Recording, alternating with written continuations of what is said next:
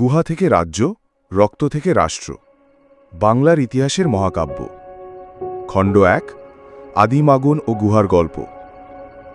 অধ্যায় ১, গুহার আধারে আগুনের আলো, ১৫০০ শব্দ। ভূমিকা।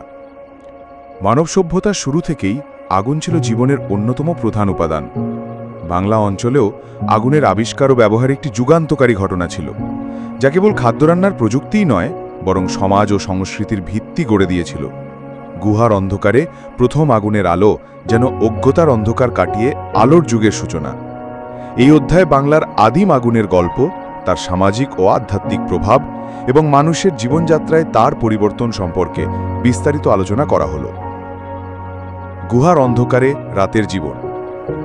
বাংলার গুহামূল, ষাটগাঁও, ময়নামতি, সুন্দরবন সহ বিভিন্ন স্থানে প্রায় ২০,০০০ বছর আগের মানুষের বসতি পাওয়া গেছে। সেই সময় মানুষ শিকার করে বেঁচে থাকত। গুহা ছিল তাদের আশ্রয়, যেখানে অন্ধকারে তারা ভয়ে ঘেরা থাকত। রাত্রে শিকারী জন্তুদের হুমকিতে নিরাপত্তার জন্য তারা একত্রে থাকত। আলোহীন গুহার অন্ধকার ছিল ভয়ের কারিগর। রাত্রে তারা গল্প করত, কাহিনী শোনাত, কিন্তু তবু অন্ধকারের ভয় কাটাতে পারত না। আগুনের অভাব ছিল গভীর সমস্যা। আলোহীনতার মাঝে জীবন ছিল ঝুঁকিপূর্ণ এবং সীমাবদ্ধ। আগুনের জন্ম। বজ্রপাত থেকে প্রথম শিখা। বিজ্ঞানের মতে বজ্রপাত বা পাথরের ঘষাঘষিতে আগুনের প্রথম স্ফুলিঙ্গ সৃষ্টি হয়। বাংলার ঘন বনাঞ্চলে বজ্রপাতের ফলে আগুন ধরে যায়। প্রথম মানুষ যখন আগুনের শিখা দেখল, তাদের ভয়ে মিশ্র বিস্ময় হয়। আগুন ধ্বংস করে, গরম দেয়, আলো দেয়, এই প্রতিপরিত্য তাদের হতবাক করে দিয়েছিল। তবে আগুনের এই নতুন শক্তিকে নিয়ন্ত্রণে আনার চেষ্টা তাদের বেঁচে থাকার প্রধান হাতিয়ার হয়ে ওঠে। আদি, আগুনের দেবতা, প্রাকৃতিক শক্তির পূজা। প্রথম দিকে আগুন ছিল ভয়ঙ্কর, অশুভ শক্তি, কিন্তু শীঘ্রই আগুনকে তারা দেবতা মনে করতে শুরু করে। আগুনের সামনে হাতজোড়, পশু বলি আর আগুনকে কেন্দ্র করে আচার অনুষ্ঠান তৈরি হয়। বাংলার আদিম ধর্ম বিশ্বাসও এই প্রাকৃতিক শক্তির পূজায় গড়ে ওঠে। আগুনের দেবতাকে প্রার্থনা করে তারা আশ্রয় নিত, নিরাপত্তা চেয়েছিল। এই পূজার মধ্য দিয়েই বাংলার প্রথম ধর্ম ও আচারের ভিত্তি স্থাপন হয়। আগুন ও রান্না, খাদ্য সংস্কৃতির বিপ্লব। আগুন আবিষ্কারের মাধ্যমে রান্নার সংস্কৃতি শুরু হয়। রান্না করা খাদ্য সহজে হজম হয়, বিষাক্ততা কমে এবং পুষ্টিমান বেড়ে যায়। আগুন না থাকলে মানুষ কাঁচা মাংস খেত, যেটা অনেক সময় রোগের কারণ হতো। রান্না থেকে শুরু হয় খাদ্য সংরক্ষণ, খাবার ভাগাভাগি ও সামাজিক অনুষ্ঠান। আগুনের চারপাশে খাবার ভাগাভাগি মানুষের মধ্যে বন্ধুত্ব ও সহানুভূতি বাড়িয়ে দেয়। আগুন ও সমাজ রূপান্তর। আগুন শুধু রান্নারই নয়, সামাজিক ঐক্যেরও চিহ্ন। আগুনের চারপাশে একসাথে বসে মানুষ গল্প, গান ও নৃত্য চালিয়ে দিত। এটি ছিল গুহার ভেতরের প্রথম পরিবার বা সামাজিক একক। আগুনের আলোয় মানুষ রাতে কাজ চালাতে পারে, শত্রু থেকে রক্ষা পায়। এই কারণে আগুন সমাজের নিরাপত্তা ও স্থিতিশীলতার প্রতীক হয়ে ওঠে। আগুন ছাড়া সামাজিক জীবন কল্পনাই করা কঠিন ছিল। নারীর আগুন ঘেরা ভূমিকা। প্রত্নতাত্ত্বিক গবেষণায় দেখা গেছে, নারীরাই মূলত রান্না ও আগুন রক্ষার দায়িত্ব পালন করত। তারা আগুন জ্বালিয়ে ঘর গরম রাখত, শিশুদের আগুনের পাশে রেখে গল্প বলত, গান গাইত। এই কারণে বাংলার মাতৃভিত্তিক সংস্কৃতির শিকড় রয়েছে আগুনের সঙ্গে নারীর ঘনিষ্ঠ সম্পর্কতেই। পরবর্তীতে দেবী দুর্গা, চণ্ডী, কালী এসব নারী মূর্তি আগুনের আদিম নারীর আধ্যাত্মিক রূপান্তর। বাংলার বিভিন্ন গুহায় পাওয়া ছবি, হরিণ, সূর্য, শিকারী ও আগুনের শিখা সেই যুগের মানুষের জীবন ও বিশ্বাসের আভাস দেয়। আগুনকে কেন্দ্রবিন্দু হিসেবে চিত্রায়ন করা হয়েছে, যা আগুনের মাহাত্ম্য ও ঐশ্বরিকতা বুঝিয়ে দেয়। গুহাচিত্রগুলো শুধু শিল্পকলা নয়, তখনকার মানুষের জীবন বলার মাধ্যম ছিল। ভয়ের প্রতীক থেকে শক্তির প্রতীক। আদিতে আগুন ছিল ভয়ের প্রতীক। আগুনের অজানা ও ভয়ঙ্কর শক্তি মানুষকে বিভ্রান্ত করত। কিন্তু ধীরে ধীরে মানুষ শিখল আগুন নিয়ন্ত্রণ করতে, তার জীবন বাঁচাতে কাজে লাগাতে। আগুন হয়ে উঠল শক্তি, নিরাপত্তা ও আশ্রয়ের প্রতীক। বাংলার লোক সংস্কৃতিতে এই দ্বৈতভাব আজও বিদ্যমান। আগুনকে ভয় ও ভক্তি দুই দৃষ্টিতে দেখা হয়। আগুনের রূপকথা, আগুন দেবতা ও মানবী। এক প্রাচীন রূপকথা বলে, এক গুহার মুখে এক মানবী আগুনের শিখা আবিষ্কার করে। আগুনের মাঝ থেকে বেরিয়ে আসে এক দেবতা, যিনি বলেন, তুমি যদি আমাকে ভয় না পাও, আমি তোমার সন্তানদের রক্ষা করব। মানবী আগুনের সঙ্গে বন্ধুত্ব গড়ে তোলে, রান্না করে খাবার তৈরি করে, শীত ও অন্ধকার থেকে সন্তানদের রক্ষা করে।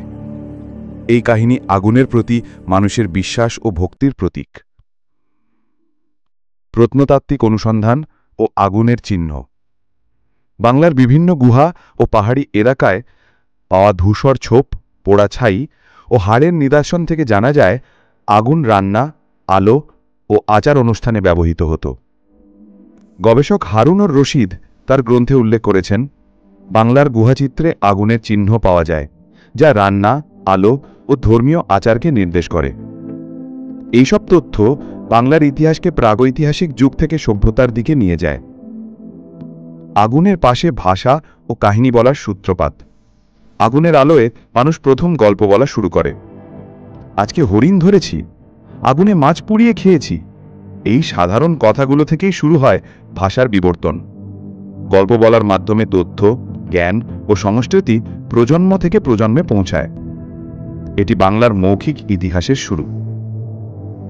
আগুনের উত্তরাধিকার ও সাংস্কৃতিক প্রভাব। আজকের রান্নাঘর থেকে পূজাপাঠ, প্রদীপ জ্বালানো পর্যন্ত আগুনের ঐতিহ্য অব্যাহত রয়েছে। গুহার অন্ধকার থেকে আলোয় উত্তরণ কেবল প্রযুক্তিগত নয়, এটি ছিল আধ্যাত্মিক ও সাংস্কৃতিক বিপ্লব। বাংলার প্রথম অধ্যায় আমাদের শেখায় কিভাবে আগুন মানুষের জীবনে আলো এনেছিল, অন্ধকার কাটিয়ে আলোয় পথে নিয়ে গিয়েছিল। তারপরে গঙ্গা ব্রহ্মপুত্রে। আকাশ ছিল ধূসর, ভূমি ছিল কর্দমাক্ত, আর চারপাশে ছিল নদী, অরণ্য ও বিস্ময়ের এক বিশাল উপত্যকা। গঙ্গা ও ব্রহ্মপুত্রের মোহনায় ভেসে এলো প্রথম মানুষের পা, যে পা আজকের বাংলার বুকে প্রথম প্রাণ প্রতিষ্ঠা করল। সে ছিল এক যাযাবর, কিন্তু তার পায়ের ছাপে জন্ম নিল বসতি, সমাজ এবং বাংলার ইতিহাসের প্রথম পরিচয়। কোথা থেকে এলো মানুষ?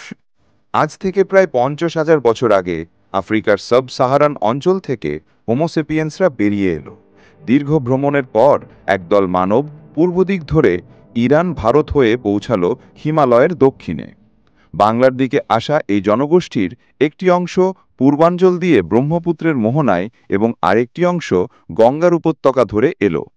তাদের আগমন ছিল শুধু বসতি স্থাপন নয়, ছিল নতুন জীবনের সূচনা। প্রাকৃতিক ভূখণ্ড ও উপযুক্ততা। বাংলার যে অংশে তারা প্রথম এসেছিল সেটি ছিল আজকের রাজশাহী, পাবনা ও মেহেরপুর অঞ্চল।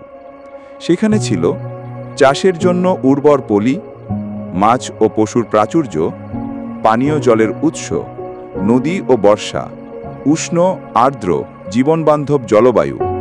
তাই তারা এই ভূমিকে পরিত্যাগ করেনি, বসতি গড়ল, পরিবার তৈরি করল এবং ধীরে ধীরে গোষ্ঠী সমাজে রূপান্তরিত হল। হাড়, মাটি ও আগুন প্রমাণ কি বলে? বাংলাদেশের বিভিন্ন এলাকায় পাওয়া গেছে হাজার বছর পুরনো হাতিয়ার, পাথরের ছুরি, মাটির পাত্র ও পোড়া হাড়। বিশেষ করে চট্টগ্রামের বেলাইচড়ি, কুমিল্লার ময়নামতি, রাজশাহীর পুটিয়া, দিনাজপুরের চিরির বন্দর, এইসব জায়গায় প্রত্নতাত্ত্বিক খননে প্রমাণ মেলে যে প্রাচীন মানবেরা এখানেই ছিল। হারুন অর রাশেদ লিখেছেন, প্রাচীন বাংলার প্রত্নতাত্ত্বিক নিদর্শন প্রমাণ করে গঙ্গা ব্রহ্মপুত্র মোহনা ছিল দক্ষিণ পূর্ব এশিয়ার অন্যতম প্রাচীন মানব বসতির কেন্দ্র। Pre history of Bangladesh. নদী মানেই জীবন। নদী শুধু পানির উৎস নয়, সভ্যতার জননী। গঙ্গা ও ব্রহ্মপুত্র শুধু নদী ছিল না, ছিল দেবতা। মানুষ এই নদীর পাশে পাকা ঘর বানাতে শুরু করল, গর্ত খুঁড়ে শস্য রাখল, মাছ শুকিয়ে খাদ্য সংরক্ষণ করল। নদীর তীরে বসবাস মানেই ছিল সহজ শিকার। নদীপথে চলাচল, সেচ ব্যবস্থার সহজতা, ধর্মীয় পূজায় জল ব্যবহারের সুবিধা। এই কারণেই বাংলার ইতিহাসের মূল নায়ক হয়ে ওঠে নদী। গুহা থেকে ঝুপড়ি। প্রথম আগমনকারীরা গুহা খুঁজে আশ্রয় নিত, কিন্তু পরবর্তীতে তারা গাছের পাতা, বাঁশ ও কাঠ দিয়ে তৈরি করে নিল ঝুপড়ি। এগুলো ছিল অস্থায়ী কিন্তু সংস্কারের উপযোগী। গরম ও বৃষ্টিতে সুরক্ষা দিত। একত্রে বহু পরিবার নিয়ে ছোট ছোট পল্লী গড়ে উঠত। এই গৃহ নির্মাণই বাংলার গ্রামীণ কুটির সংস্কৃতির সূচনা। বনের সন্তান, তারা ছিল প্রকৃতির সন্তান। হরিণ, বুনো শূকর, গরু শিকারের মাধ্যমে খাদ্য সংগ্রহ। শিকারের জন্য তারা ব্যবহার করত পাথরের বল্লম, পীর এবং গুলতি। বনের ফলমূল, মধু, শিকড় সবই ছিল খাদ্যের উৎস। তারা বিশ্বাস করত প্রতিটি গাছ, পশু ও পাথর সবকিছুতেই আত্মা আছে। এই বিশ্বাস থেকে জন্ম নেয় টোটেমবাদ, পরবর্তীতে যা বাংলা লোকধর্মের ভিত্তি হয়। নারী ও পুরুষের ভূমিকা। প্রত্নতত্ত্ব মতে প্রাচীন সমাজে কাজ ছিল বিভক্ত। নারীরা ফল সংগ্রহ, রান্না ও শিশুর দেখাশোনায় নিয়োজিত। পুরুষ শিকার ও নিরাপত্তা রক্ষা করত। কিন্তু অনেক ক্ষেত্রে নারীরাই ছিল গোষ্ঠীপতি। মাতৃতান্ত্রিক সমাজ ব্যবস্থার প্রমাণ পাওয়া যায় প্রাচীন নারী মূর্তি, পূজার দেবী ও দুধ পান করানোর মূর্তি থেকে। এই সমাজের বৈশিষ্ট্য ছিল সমতা, সহানুভূতি, দায়িত্ববোধ। মুখে মুখে কাহিনী, ইতিহাসের পূর্বসূচনা। প্রতিদিন সূর্য ডোবার পর সবাই জড়ো হতো আগুনের পাশে। একজন বলতো, আজ নদীর ধারে এক বিশাল হাতি দেখেছি। অন্যজন বলতো, আজকে শিকার করতে গিয়ে সাপ কামড়েছে। এই গল্পগুলোই হয়ে উঠত শিক্ষার মাধ্যম। শিশু শিখে কোন গাছ বিষাক্ত, কোন প্রাণী বিপজ্জনক, কিভাবে শিকার করতে হয়। গল্প মানেই ছিল জীবন রক্ষা। ইতিহাসের প্রথম পাঠশালা। পূর্ববঙ্গ বনাম পশ্চিমবঙ্গ। তখনও বাংলা নামে কোনো ভূখণ্ড গড়ে ওঠেনি। তবে পরবর্তীতে বঙ্গ নামে জনপদে যে সূচনা হয় তা এই অঞ্চল থেকেই। পশ্চিমাঞ্চলে ছিল শুষ্ক ও শিলাময় অঞ্চল, রাজশাহী, রাঢ়ভূমি। পূর্বাঞ্চলে ছিল জলাভূমি, জঙ্গল আর নদী, ঢাকা, সিলেট। এই ভৌগোলিক পার্থক্য গড়ে দেয় দুটি ভিন্ন জীবনধারা। পশ্চিমে কঠোর পরিশ্রম, পূর্বে জলকেন্দ্রিক রীতি। এই দ্বৈততা আজও টিকে আছে। ভাষা, সুর ও সংকেত। যেহেতু লিখন পদ্ধতি ছিল না, তাই তারা সংকেত বা চিহ্ন দিয়ে ভাব প্রকাশ করত। হাত দিয়ে অঙ্গিভঙ্গি, মুখে সুর করে বার্তা, গাছের বাকলে খোঁচা দিয়ে চিহ্ন আঁকত। এইসব সৃষ্টি ভবিষ্যতের বাংলা ভাষা, ছড়া ও সঙ্গীতের পূর্বসূরি। এক রহস্যময় গোষ্ঠী, বরিন্দ। রাজশাহীর বরেন্দ্রভূমিতে এক রহস্যময় গোষ্ঠীর অস্তিত্ব পাওয়া যায়। তাদের জীবন অন্যদের থেকে আলাদা ছিল। তারা পাথরের পরিবর্তে কাদামাটির অস্ত্র ব্যবহার করত। তাদের বসতি ছিল খাড়া পাহাড়ের পাশে। নারী পুরুষ সমানভাবে শিকার করত। গবেষকরা বলেন, বরিন্দ গোষ্ঠী প্রভাবত ছিল বাংলার প্রথম উপজাতি, যারা স্থানীয় পরিবেশে অভিযোজিত হয়ে আলাদা সংস্কৃতি গড়ে তোলে। শিকার থেকে চাষাবাদ। প্রথম দিকে শিকারই ছিল প্রধান পেশা, কিন্তু ধীরে ধীরে তারা বুঝল বীজ ফেলার পর গাছ জন্মায়। বন পরিষ্কার করে জমি তৈরি, বাঁশ ও কাঠ দিয়ে গরু ঠেলা লাঙল, নদী থেকে কাদা তুলে চাষ। এই চাষাবাদই ছিল বাংলার কৃষিভিত্তিক সভ্যতার সূচনা। শস্যের ভাণ্ডার গড়ে ওঠে, আর সেই ভাণ্ডার পাহারার জন্য গড়ে ওঠে সমাজ। সমাজ থেকে নেতৃত্ব। গোষ্ঠী বড় হতে থাকলে প্রয়োজন হয় একজন বড় মানুষের, যার কথা সবাই মানবে। এই মানুষটিকে বলা হতো প্রধান, গোষ্ঠীপতি বা বুড়ো। তার কাজ ছিল বিবাদ মেটানো, শিকার ভাগ করে দেওয়া, নিয়ম তৈরি। এটাই ছিল বাংলার আদিম প্রাকৃতিক ব্যবস্থা, রাজা বা সর্দারের আগের রূপ। বিশ্বাস ও আচার। প্রতিটি গোষ্ঠীর ছিল নিজস্ব দেবতা। কেউ পূজা করত নদীমাতা, কেউ অগ্নিদেবতা, কেউ জঙ্গলের রক্ষক পশু। উৎসব হতো আগুন ঘিরে, গানের সঙ্গে ঢোল বাজত। শিশু জন্মালে গাছের ছায়ায় নামকরণ হতো। এইসব আচার আচরণই পরবর্তীতে রূপ নেয় হিন্দু, বৌদ্ধ ও লোকধর্মে। এক মহাকাব্যের সূচনা। যে মানুষ প্রথম গঙ্গা ও ব্রহ্মপুত্রের মোহনায় এসে দাঁড়িয়েছিল, সে তখন জানত না সে ইতিহাস সৃষ্টি করছে। তারা ছিল শিকারী, তারা ছিল স্বপ্নদ্রষ্টা। তাদের হাতে কোনো রাজদণ্ড ছিল না, ছিল না সেনাবাহিনী বা সভ্যতার গর্ব। তাদের ছিল কাদায় গড়া পা, মাটিতে বোনা স্বপ্ন, আগুনের আলোয় বাঁচার তীব্র ইচ্ছা। সেই ইচ্ছাই আজকের বাংলার মহাকাব্য হয়ে দাঁড়িয়ে আছে। আদিম আগুন ও গুহার গল্প। বনে জঙ্গলে খাদ্যের সংগ্রামে নদীর ধারে গড়ে ওঠা ছোট ছোট গোষ্ঠীগুলোর জীবনের কেন্দ্রে ছিল একটিই লক্ষ্য, বেঁচে থাকা। আর সেই বেঁচে থাকার লড়াই শুরু হতো প্রতিদিন সকালে সূর্য ওঠার সঙ্গে সঙ্গে। শিকার ফলমূল সংগ্রহ, বিষাক্ত গাছ চেনা, বন্যজন্তু এড়িয়ে চলা, এই সবই ছিল প্রাচীন বাংলার মানুষের দৈনন্দিন রুটিন। তাদের খাদ্য সংগ্রামের এই অধ্যায় বাংলার ইতিহাসে এক অবিস্মরণীয় অধ্যায়। প্রতিদিন ছিল এক যুদ্ধ। কখনো হরিণ তাড়াতে গিয়ে আহত হতো শিকারী, কখনো নদীর কুমিরে প্রাণ যেত ছোট শিশুর। তবু তারা থামেনি। তারা জানত শিকার না করলে খিদে মরাবে। তাদের খাদ্য সংগ্রহ ছিল শিকার, হরিণ, বুনো শূকর, পাখি, মাছ ধরা জাল ও হাতে, ফলমূল ও শিকড়, মধু সংগ্রহ, গাছ বেয়ে।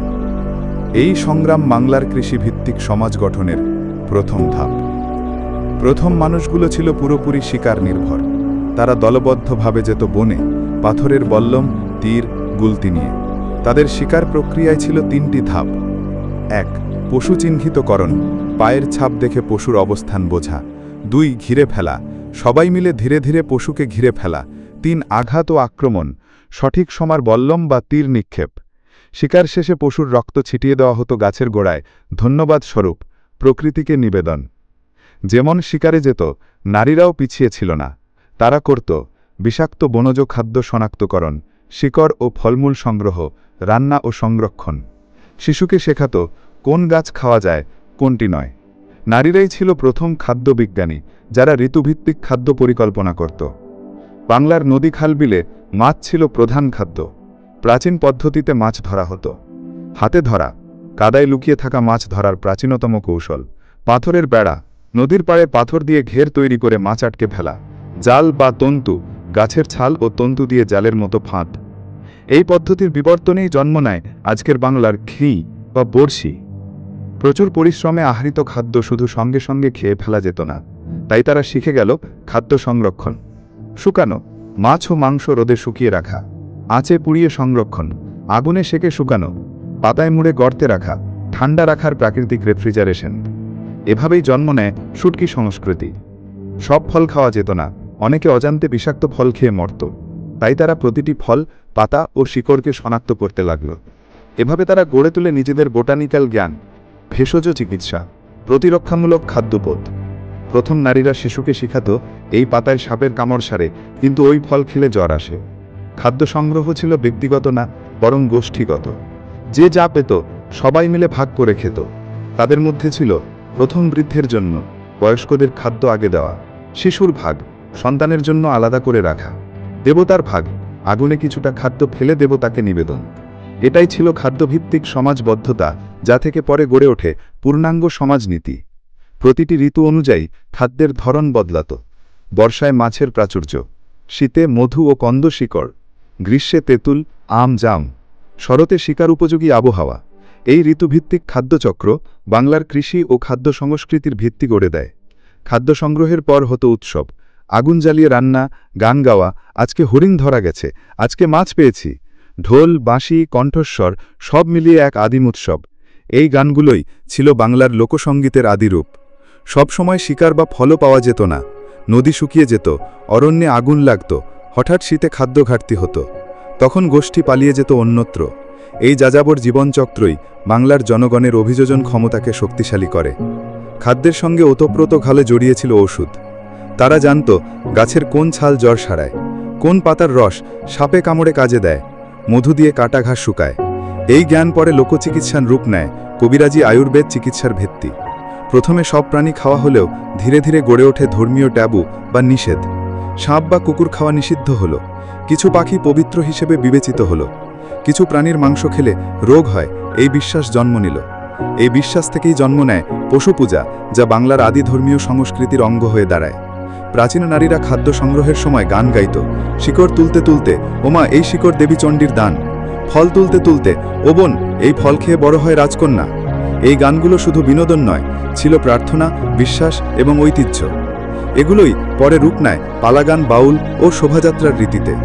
খাদ্য শুধু প্রয়োজন ছিল না, তা হয়ে উঠেছিল সংস্কৃতির অংশ। শিশুর জন্মে মধু মুখে দেওয়া, মৃত্যুতে মাটির হাঁড়িতে চাল দিয়ে দাফন, উৎসবে নির্দিষ্ট ফল বা মাছ খাওয়া। এভাবেই খাদ্য বাংলার সংস্কৃতির গভীরে মিশে যায়। প্রথমে তারা শুধু বন্য পশু শিকার করত, পরে তারা লক্ষ্য করল কিছু পশু সহজে বশ মানে, গরু, ছাগল, হাঁস, মুরগি। তারা শুরু করল গরু পালন, দুধ ও হাল টানার জন্য, ছাগল মাংস ও চামড়া, হাঁস মুরগি ডিম ও খাবার। এই গৃহপালনই পরবর্তীতে গৃহস্থালী জীবন ও কৃষিনির্ভর সমাজ গঠনের পূর্বভিত্তি। খাদ্য যখন কম থাকত তখন গোষ্ঠীগুলোর মধ্যে বিবাদ হতো।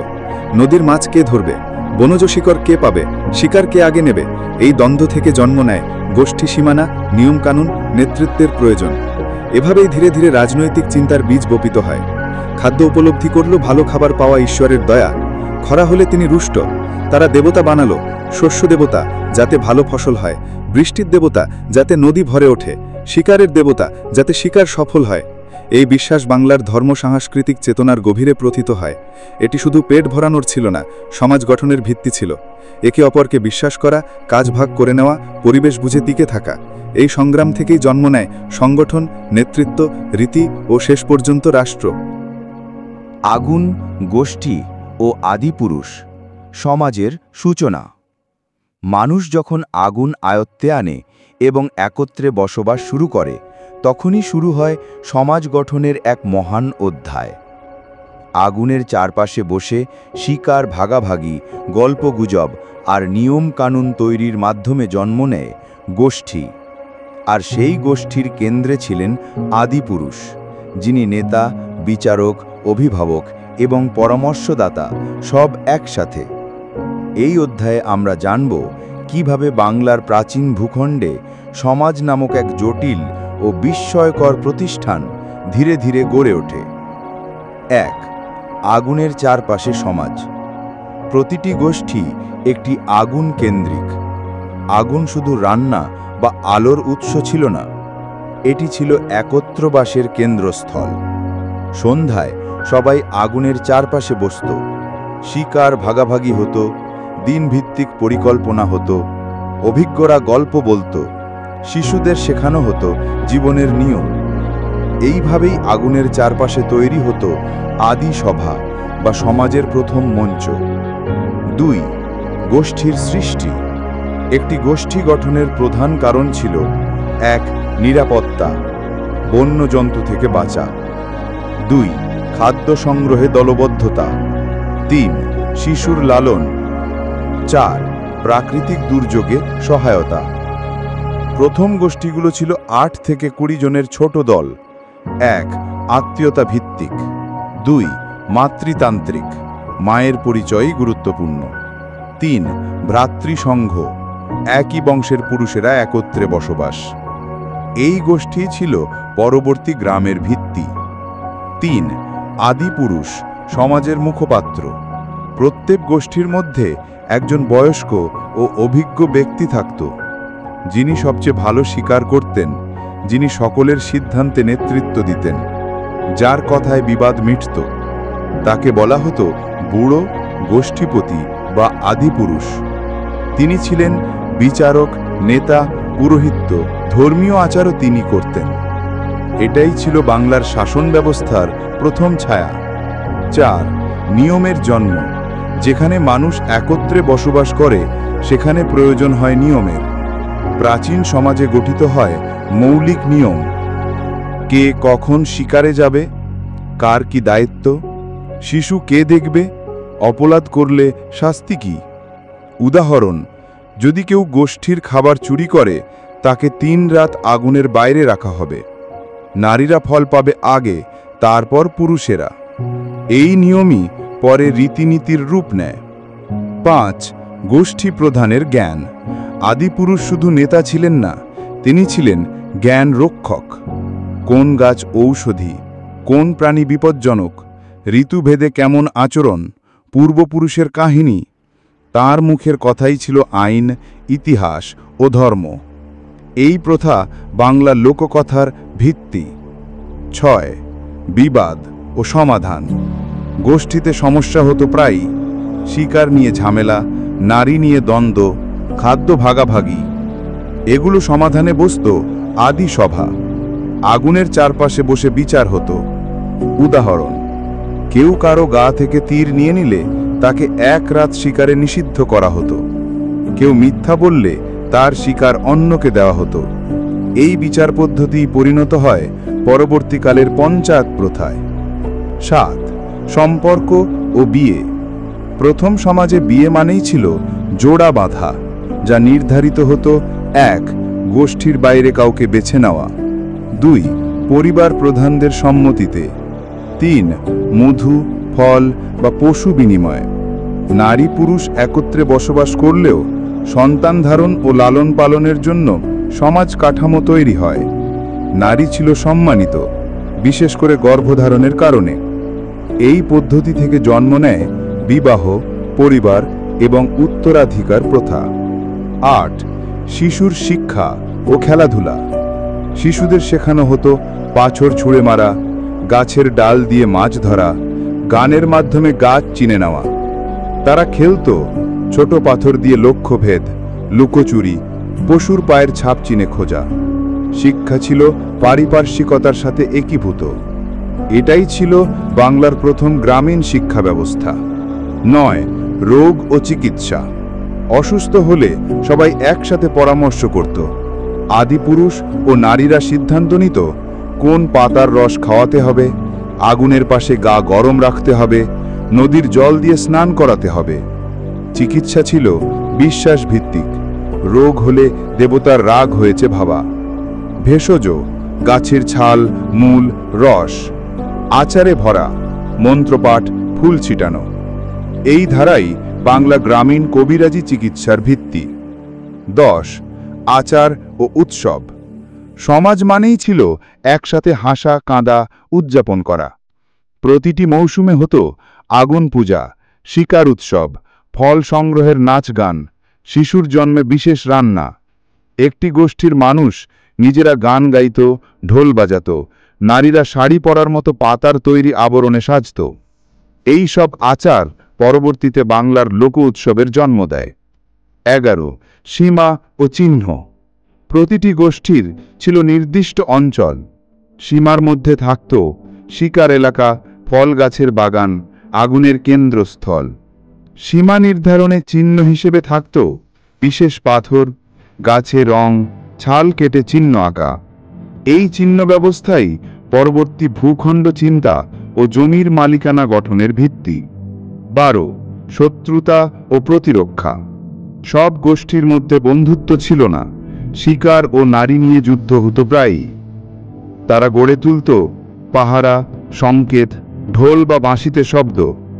শত্রু দেখা দিলে আগুন জ্বালানো বা নিভিয়ে দেওয়া সংকেত দিত। এইভাবেই জন্ম নেয় আদিম সেনা ব্যবস্থা ও গোয়েন্দা ভাবনা। 13. রূপকথা ও ইতিহাস। প্রতিটি সমাজের একজন হতো গল্প বলা মানুষ। সে বলতো কিভাবে পূর্বপুরুষ হরিণকে জব্দ করেছিল, কোন নদীতে দেবতা বাস করে, কেন আগুন আমাদের রক্ষা করে। এই সব কাহিনী রূপ নেয় রূপকথায়, পরবর্তীতে পুরাণে। এই কাহিনীমালা বাংলার ইতিহাস ও আত্মপরিচয়ের বীজ রোপণ করে। 14. নারীর নেতৃত্ব। কিছু সমাজে নারী ছিলেন প্রধান, বিশেষ করে সন্তান ধারণের ক্ষমতা, ঔষধি গাছ চিনে নেওয়ার দক্ষতা, আগুন রক্ষা ও রান্নার দায়িত্ব। এই সমাজগুলোতে মাতৃপতি নারীরা ছিলেন বিচারক ও পুরোহিত। পরবর্তীতে চণ্ডী পূজা, দুর্গার কাহিনী এইসব মাতৃতান্ত্রিক সংস্কৃতির প্রতিফলন। 15. কৃষির সূচনা ও সমাজ বিস্তার। শুধু শিকার ও সংগ্রহ নয়, তারা বীজ ফেলে গাছ জন্মাতে দেখে বিস্মিত হয়। এইভাবেই 1. কৃষির সূচনা, 2. গরু পালন, 3. খাল কাটা, 4. বাড়তি খাদ্য মজুত রাখা। এই খাদ্য উদ্বৃত্ত গোষ্ঠীকে বড় করে, আর বড় গোষ্ঠী পরিণত হয় গ্রাম, পরে জনপদে। 16. ধর্মীয় বিশ্বাস। প্রত্যেক গোষ্ঠীর ছিল এক বা একাধিক দেবতা। আগুন দেবতা, নদীমাতৃকা, শস্যের দেবী, পূর্বপুরুষের আত্মা। ধর্ম ছিল ভয় ভিত্তিক। রোগ হলে দেবতার রাগ, আহ্বানের মাধ্যমে নাচ, গান, উৎসর্গ। এই বিশ্বাসই পরিণত হয় বাংলার আদি লোকধর্মে। 17. মৃত্যু ও অন্ত্যেষ্টিক্রিয়া। মৃত্যু হতো সমাজের সবচেয়ে আবেগঘন বিষয়। তারা করত মৃতদেহ নদীতে ভাসিয়ে দেওয়া, গাছতলায় কবর, খাদ্য রেখে দাফন, পরে প্রয়াত আত্মার জন্য। এই প্রথা থেকেই জন্ম নেয় পিতৃপুরুষ পূজা ও পূর্বপুরুষ স্মরণ। 18. সমাজ থেকে রাষ্ট্র। গোষ্ঠী যখন বড় হয় তখন নিয়ম কঠোর হয়, নেতা পরিবর্তন হয়, বিচার আলাদা করে নির্ধারিত হয়, অন্য গোষ্ঠীর সঙ্গে বন্ধুত্ব বা যুদ্ধ হয়। এই ধাপ থেকেই সমাজ গঠনের সীমানা পেরিয়ে রাষ্ট্র নামক জটিল প্রতিষ্ঠান গড়ে ওঠে।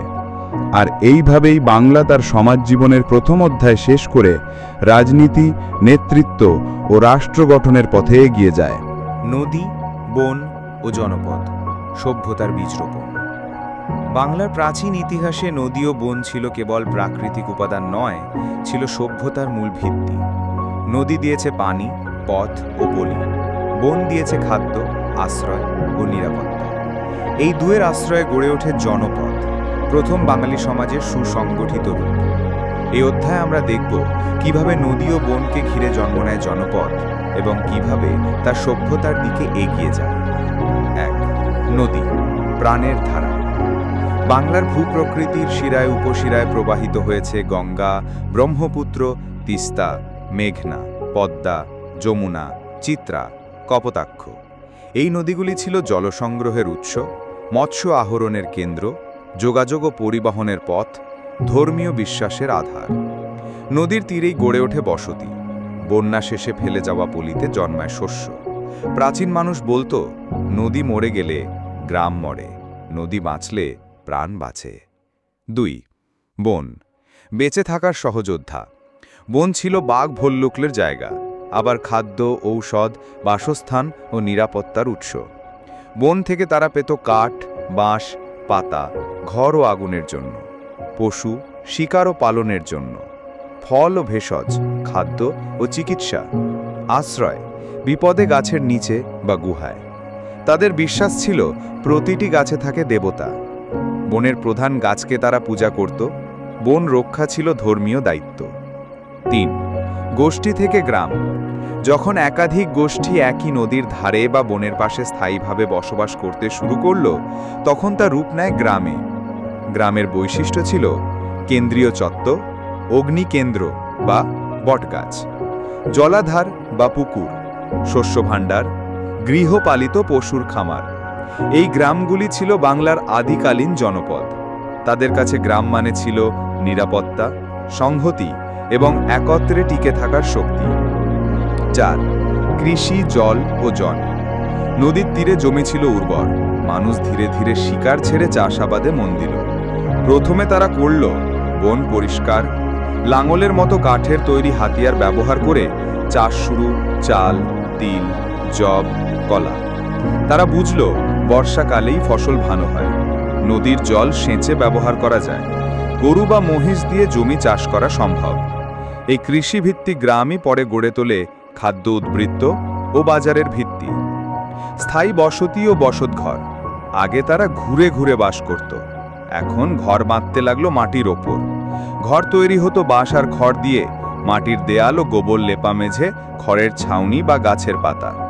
ঘরের পাশে থাকতো ধান রাখার গোডাউন, গৃহপালিত পশুর ঘর, রান্নার চুলা। এইভাবেই গ্রাম পরিবার গঠনের সূচনা হয়। সমাজ কাঠামোর বিবর্তন। স্থায়ী বসতির কারণে সমাজ ব্যবস্থা জটিল হতে লাগল। মানুষ ভাগ হয়ে গেল কাজ ও অবস্থান ভেদে। নতুন সমাজ কাঠামো গড়ে উঠল কৃষক, শিকারী, কারিগর, মাটির হাঁড়ি বানানো, বস্ত্র তৈরি, পুরোহিত, গোষ্ঠী প্রধান। শুরু হলো পেশাভিত্তিক সমাজ, যার ভিত্তিতে পরবর্তীতে গড়ে ওঠে জাতি ও বর্ণপ্রথা। ধর্মীয় ও সাংস্কৃতিক চর্চা। প্রতিটি গ্রামে গড়ে উঠল নিজস্ব পূজা, গৃহদেবতা পূজা, বৃষ্টির দেবতা, শস্যের দেবী, আগুন ও নদী পূজা। তারা গাইত, নদী মা বাঁচাও, ধান দাও, আগুন বাবা রক্ষা করো। এই পূজা ও গানই আজকের বাংলা লোকসংস্কৃতির প্রাচীনতম রূপ। জনপদের অভ্যন্তরীণ নীতি। বৃহৎ গ্রাম বা জনপদ চালাতে প্রয়োজন হয়েছিল নিয়মকানুন, জমি চাষের নিয়ম, পানি বন্টন, শস্য ভাগ, বিবাদ নিষ্পত্তি, অপরাধ দমন। এই নীতির প্রয়োগকারী ছিল সভাপতি বা গোষ্ঠীপতি। এই পরিষদ ছিল বাংলার পঞ্চায়েতের পূর্বসূরি। প্রতিরক্ষাও সীমানা। জনপদ বাড়লে শত্রুও বাড়ে। তারা তৈরি করল চারদিকে কাঁটা ঝোপ বা বাঁশের বেড়া, পাহারা ও সংকেত ব্যবস্থা, অস্ত্র। কাঠের বল্লম, আগুনের ফুঁকনি। এক গ্রাম অন্য গ্রামকে আক্রমণ করলে যুদ্ধ হতো। এই যুদ্ধই ভবিষ্যতের সামন্ততন্ত্র ও রাজ্য বিস্তারের ভিত্তি। গ্রাম থেকে গঞ্জ, গঞ্জ থেকে কেন্দ্র। কিছু কিছু গ্রাম বড় হয়ে উঠল, কারিগরি ও হাট ও বাজারে পরিণত হল। বহির্বাণিজ্য শুরু হলো নদীপথে, অন্যান্য গোষ্ঠী এসে বসবাস করতে লাগলো। এইভাবে গড়ে উঠল গঞ্জ, পরে তা নগর হয়ে ওঠে। এই কেন্দ্রীয় অঞ্চলে ছিল জ্ঞানী পুরোহিত, অভিজ্ঞ শিকারী, কুটির শিল্প ও সাংস্কৃতিক কর্মকাণ্ড। এটাই ছিল বাংলার প্রথম শহর গঠনের সূচনা। ভাষা ও যোগাযোগ। নানা গোষ্ঠী এসে মিললে তৈরি হয় নতুন ভাষা। সেখানে থাকে সংকেত ভাষা, মুখের গান ও ছড়া, গাছ পাথরের চিহ্ন। তাদের ভাষায় শোনা যেত আও, পানি আনো, থো, না যেও না, ঝুম, বৃষ্টি এলো। এই ধ্বনিভিত্তিক যোগাযোগই রূপ নেয় আদি বাংলা ভাষার বীজে। সমাজে নারীর ভূমিকা। নারীরাই ছিল গৃহস্থালী ব্যবস্থাপক, শিশু ও বৃদ্ধের রক্ষক, খাদ্য সংরক্ষণকারী, ভেষজ ও ঔষধ বিশেষজ্ঞ, ধর্মীয় অনুষ্ঠানের পুরোহিত। নারীর ক্ষমতা ও সম্মান ছিল গ্রাম জীবনের মূল স্তম্ভ। তাদের জন্য বিশেষ উৎসবও হতো। মাতৃত্বপূর্ণ হলে পূজা, ঋতুচক্রের সময় নদীতে স্নান, মধু উৎসব, যেখানে নারীরা গাইত উৎসবের গান। লোককাহিনী ও কল্পনাজাত ইতিহাস। প্রতিটি জনপদের ছিল নিজস্ব গল্প। নদীতে মাছরূপী দেবতা, বনদেবী রক্ষা করেছেন গ্রাম। আগুনের শিখায় দেখা গেছে পূর্বপুরুষ। এই কাহিনীগুলো থেকে গড়ে ওঠে চণ্ডীমঙ্গল কাব্য, রূপকথা ও পৌরাণিক চরিত্র, প্রাক হিন্দু, প্রাক বৌদ্ধ লোকবিশ্বাস। তাদের জন্য কল্পনা ও ইতিহাস ছিল একে অপরের পরিপূরক। উৎসব ও রীতি। প্রতিটি ঋতু, শস্য, পূর্ণিমা বা শিশুর জন্মে তারা উৎসব করত। মাছ উৎসব, নতুন চাল রান্না উৎসব, শিশু নামকরণে নাচ গান, নদীতে প্রদীপ ভাসানো। এইসব উৎসবই আজকের বাংলা সংস্কৃতির গভীরে প্রথিত। সভ্যতার বীজ। এসব গোষ্ঠী গ্রাম, পূজা, শিল্প, ভাষা, আইন, যুদ্ধ, বিয়ে, উৎসব সব মিলিয়ে একটি সুসংগঠিত মানব সমাজ তৈরি হয়। এটাই ছিল বাংলার সভ্যতার বীজ, যেখানে ছিল শৃঙ্খলা, ছিল সংস্কৃতি, ছিল স্মৃতি, বিশ্বাস, বেদনা। এই সভ্যতা থেকেই ধীরে ধীরে জন্ম নেবে রাজা, রাজ্য, ধর্ম, সাম্রাজ্য। বন্ধুরা, আজকের এই ভিডিওতে আমরা একসাথে ভ্রমণ করলাম বাংলার ইতিহাসের এক গুরুত্বপূর্ণ অধ্যায়। সময়ের স্রোত পেয়ে আমরা ফিরে গেলাম অতীতের সেই দিনে, যেখানে ছিল রাজার সভা, যুদ্ধের ঢোল, প্রেমের গল্প আর বীরদের ত্যাগের অমলিন স্মৃতি। ইতিহাস শুধু অতীতের গল্প নয়, এটি আমাদের পরিচয়ের শেকড়, ভবিষ্যতের পথ চলার দিশারি। আপনারা জানেন, বাংলার ইতিহাস এক বিশাল মহাকাব্য। এখানে আছে সভ্যতার উত্থান, আছে ধর্মীয় আন্দোলনের চেতনা, আছে স্বাধীনতার জন্য লড়াইয়ের অগ্নিগাথা। আমরা চাই এই ইতিহাস যেন হারিয়ে না যায় সময়ের অতলে, বরং নতুন প্রজন্মের হাতে পৌঁছে যায় আরও সুন্দর, আরও সমৃদ্ধ আকারে।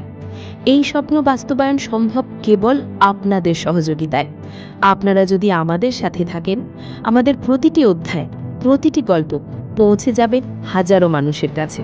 তাই অনুরোধ করছি, যদি ভিডিওটি ভালো লেগে থাকে, এক মুহূর্ত সময় নিয়ে লাইক দিন। আপনার লাইক আমাদের জন্য শুধু একটি বাটন নয়, এটি আমাদের প্রচেষ্টার স্বীকৃতি।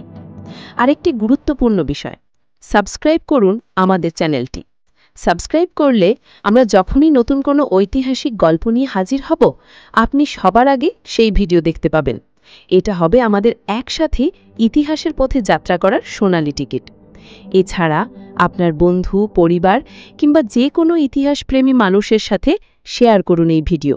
আপনি হয়তো জানেন না, আপনার একটি শেয়ার কারো মনে নতুন করে বাংলার প্রতি ভালোবাসা জাগিয়ে তুলতে পারে।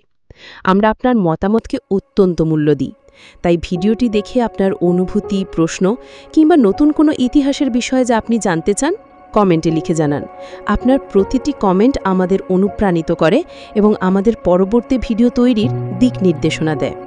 বন্ধুরা, ইতিহাসের প্রতিটি পৃষ্ঠা আমাদের শেখায় একতা, সংগ্রাম আর ভালোবাসার গল্প। আমরা চাই এই গল্পগুলো আপনাদের সাথে হাতে হাত মিলিয়ে ছড়িয়ে দিতে। মনে রাখবেন, আপনি কেবল একজন দর্শক নন, আপনি এই ঐতিহাসিক যাত্রার একজন সহযাত্রী। তাহলে চলুন আমরা একসাথে গড়ে তুলি ইতিহাস প্রেমীদের এক অসাধারণ পরিবার। লাইক দিন, সাবস্ক্রাইব করুন, শেয়ার করুন এবং কমেন্টে আপনার মতামত জানান।